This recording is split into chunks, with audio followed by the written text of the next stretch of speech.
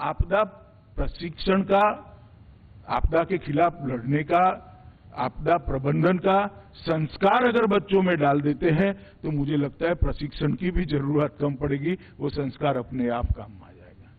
और इतने बड़े देश के अंदर जब बच्चे मिडिल और हाई स्कूल के अंदर आपदा प्रबंधन के सब्जेक्ट को सीखते हैं और इस संस्कार को आत्मसात करते हैं, और जब वो नागरिक बनकर जाएंगे, कभी भी देश में आपदा आएगी तो वो संस्कार तुरंत ही सरफेस पर आएगा और उनको लोगों की मदद में खड़ा कर देगा। मैं मानता हूं ये बहुत बड़ी शुरुआत हुई है। अभी अभी नॉर्थ ईस्ट के अंदर हमने एक नया प्रयोग किया है नैसक के माध्यम से।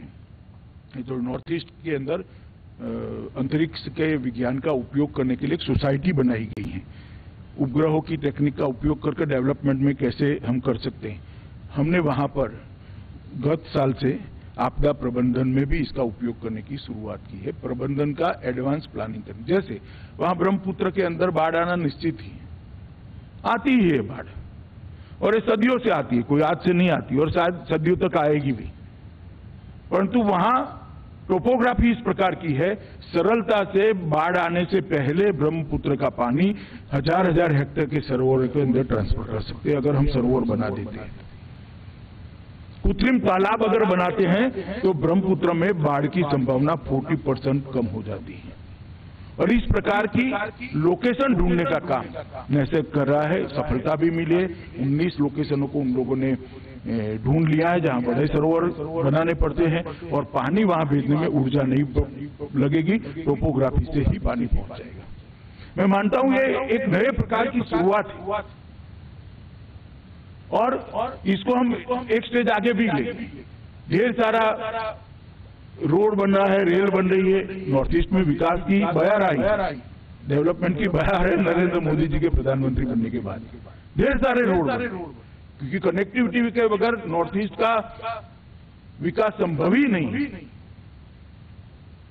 मगर ये जो रोड बनते हैं, रेल बनती है, इन पानी का नेचुरल रास्ता भी रोकते हैं। हमने उपग्रह का ही मदद लेकर पानी के नेचुरल रास्ते जहां रोड बनते हैं वहां कहां रुक रहे, रेल बन रही वहां कहां रुक रहे, इसका बहुत सटीक तरीके से नक्शे पर रखकर उसको चिन्हित किया है, जिससे रोड के नीचे से पानी जाने की व्यवस्था एडवांस में ही कर दी जाए तो पानी कहीं रुकेगा नहीं। और मैं मानता हूं देश भर के अंदर हाईवे के निर्माण में 15-20 साल से ध्यान नहीं रखा गया।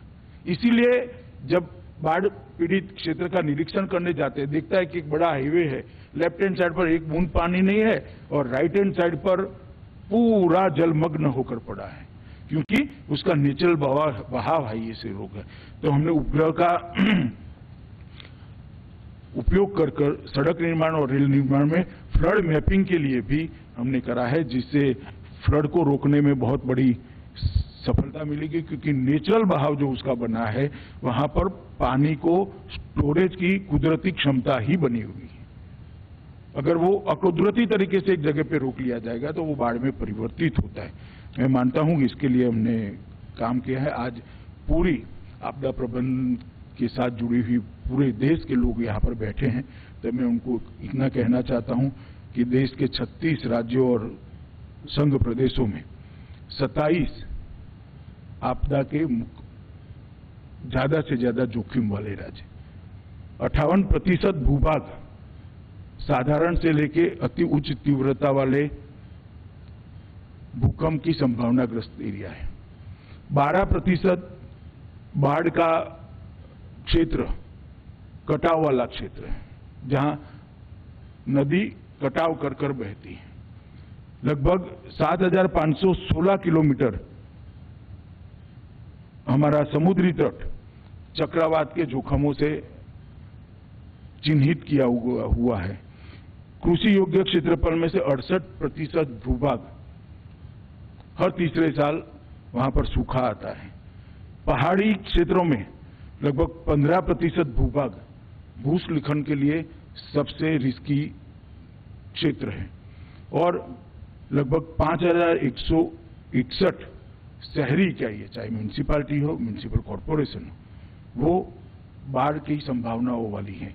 उस वक्त हमारे देश के अंदर आपदा प्रबंधन बहुत बड़ी जिम्मेदारी का काम है और देश ने अपने स्वभाव में इसको स्वीकार करना पड़ेगा, अपने संस्कार में इसको आत्मसात करना पड़ेगा। और मोदी जी के आने के बाद बहुत सारा काम हुआ है। मोदी जी ही एक ऐसे व्यक्ति थे, जब गुजरात में वो मुख्यमंत्री थे तब आपदा क्यों आती है इसको एड्रेस करना शुरू किया था। जलवायु परिवर्तन और ग्लोबल वार्मिंग दोनों को एड्रेस करने के लिए हमारे यहाँ गुजरात में देश में सबसे पहला क्लाइमेट चेंज डिपार्टमेंट ये सरकार की व्यवस्था में अस्तित्व में लाने का काम नरेंद्र मोदी जी ने किया था। क्योंकि आपदा का प्रबंधन करना एक बात है, आपदा न आए ऐसा प्रबंधन करना दूसरा काम है। तो इसके लिए भी देखना पड़ेगा। अभी आपने देखा होगा पेरिस समझौते में भारत की जो भूमिका मोदी जी के नेतृत्व में रही, पूरी दुनिया उसका सराहना करता है और देश भर के अंदर एक सिंगल यूज प्लास्टिक के लिए एक अवेयरनेस जगाकर और जलवायु परिवर्तन के लिए और ग्लोबल वार्मिंग के खिलाफ जो हमने बिजली के उत्पादन को भी बहुत अच्छे तरीके से सोलर और विंडमिल के अंदर कन्वर्ट करने का काम किया है। तो हमारे सामने दो चुनौतियां हैं, जलवायु परिवर्तन का संभावित प्रभाव और उसको सामूहिक प्रयास से रोकना और आपदा की तीव्रता और फ्रीक्वेंसी जो बार बार आती है उसको आपदा प्रबंधन की हमारे सामूहिक प्रयासों को रोकना, ये दोनों हमारे सामने चुनौतियां हैं। मुझे विश्वास है कि मोदी जी के नेतृत्व में आजादी के जब हम 75 साल पूरा कर रहे हैं उस वर्ष के अंदर इस क्षेत्र में भी ढेर सारा ऐसा काम करेंगे जिसे 10 साल की मंजिल एक ही साल में कट जाए। इस प्रकार का काम हम कर पाएंगे और इस लक्ष्य के लिए आप सब लोग जो एक साथ लगे हैं, मैं सभी का अभिनंदन करना चाहता हूं, विशेष कर एनडीएमए का और एनडीआरएफ का अभिनंदन करना चाहता हूं, जिन्होंने यहाँ पर एक बहुत अच्छे परफॉर्मेंस के साथ देश की जनता का भरोसा बढ़ाया है। मगर मैंने जैसा पहले कहा, काफी फासला हम काट चुके हैं, मगर काफी फासला काटना भी बाकी है। हमारे लिए मंजिल बहुत दूर है। इस लक्ष्य की ओर द्रुत गति से हम आगे बढ़े, ऐसी आप सबको शुभकामनाएं देकर मेरी बात समाप्त करता हूं। भारत माता की जय। मंत्री अमित शाह को आप सुन रहे थे। उन्होंने एनडीएमए के 17वें स्थापना दिवस का उद्घाटन करते हुए तमाम वो अहम बातें कही, ग्लोबल वार्मिंग के बारे में, जलवायु परिवर्तन के बारे में, और ये भी कहा कि बहुत कुछ काम करना बाकी है। प्राकृतिक आपदा आती है और उसे आने से कोई नहीं रोक सकता, लेकिन उससे निपटने की तैयारी कैसी होनी चाहिए, इस पर लगातार हम काम कर रहे हैं। साथ ही उन्होंने गुजरात का जिक्र करते हुए कहा कि जब प्रधानमंत्री नरेंद्र मोदी गुजरात के मुख्यमंत्री थे उस दौरान उन्होंने बहुत कुछ काम किया। इस अड़ी सोमवार से शुक्रवार शाम 6 बजे सिर्फ TV9 भारतवर्ष पर।